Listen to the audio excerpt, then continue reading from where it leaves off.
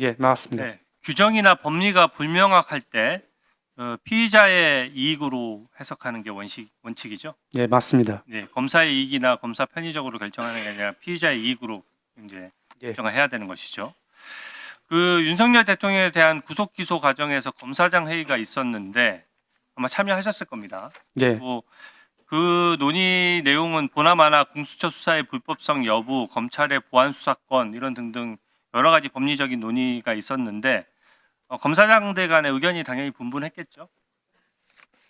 구체적으로 그 당시에 어떤 얘기가 나왔는지 말씀드리기는 적절치 않은데 다양한 의견이 나온 건 맞습니다. 의견이 다양하게 나왔었죠. 저는 수십 년간 법리와 수사를 해온 검사장들조차 이 공수처 수사의 불법성에 대해서 의견이 분분할 정도였다라면 보수적으로 당연히 해석을 해야 되고 피의자에게 이익으로 해석해서 이것은 당연히 불구속으로 경찰로 수사를 돌려보냈어야 맞다라고 생각을 하고요. 이게 지금 공수처가 행안부 장관에 대해서도 수사하겠다라고 해서 사건을 한 달씩이나 들고 있다가 지금 와서 검토를 해보니까 단전 단수 관련해서 실제 실행이 안 됐고 그게 직권남용 미수죄는 아예 처벌 규정이 없으니까 공수처가 수사권이 없다는 이유로 또 경찰로 내려보냈어요. 그러니까 저는 공수처의 기본적인 법리 검토 능력에 상당한 의문을 갖는 겁니다.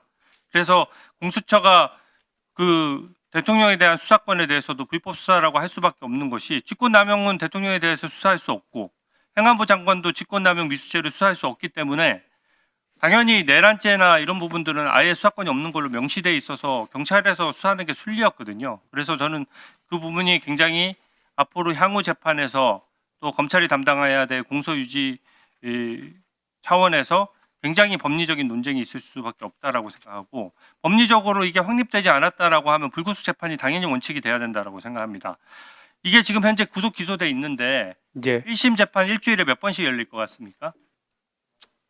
그건 제가 재판부가 아니라서 잘 모르겠습니다. 재판부가 아니더라도 전례가 있어요. 박근혜 전 대통령 때 일주일에 4번 재판했습니다. 그때도 탄핵 재판이 심지어 끝난 상태에서 탄핵 재판이 완전히 끝나고 나서 종결된 상황 하에서도 그 당사자의 방어권을 보장하고 일단 구속이 되면 6개월 내에 1심 재판을 마쳐야 되죠. 예, 그러니까 6개월이라는 구속 기한이 있다 보니까 그것을 맞추기 위해서 역산해서 일주일에 4번씩 재판을 했어요. 예, 지금 그 기록이 제가 보나마나 이 비상계엄과 관련된 그 조사 인원들 보면은 연인원이 엄청나게 많을 것이고 예, 많습니다. 그분들에 대한 증인 신청이 다 이루어진다라고 하면 역산해서 계산을 하더라도 반대 신문권 다 보장하면은 6개월 내에 일주일에 한 서너 번 정도 재판하지 않으면은 그게 제대로 재판이 될 수가 있습니까?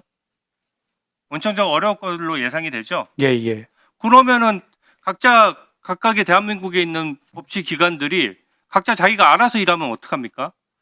헌법재판소는 자기 할 일 하겠다고 탄핵 재판 2번 하고 검찰은 공소유지 하겠다고 구속기한 6개월 내에 그 형사재판을 4번씩 하고 3번씩 하면은 그럼 재판 과정에서 하루 종일 재판하고 재판에서 나온 새로운 내용에 대해서 어떠한 반론도 제기하거나 새로 검토해서 새로운 증인을 신청하거나 할 수 없는 게 그러면 적법 절차에 저는 상당한 문제가 생길 거라고 보는데 피고인의 방어권 차원에서 문제 아닙니까?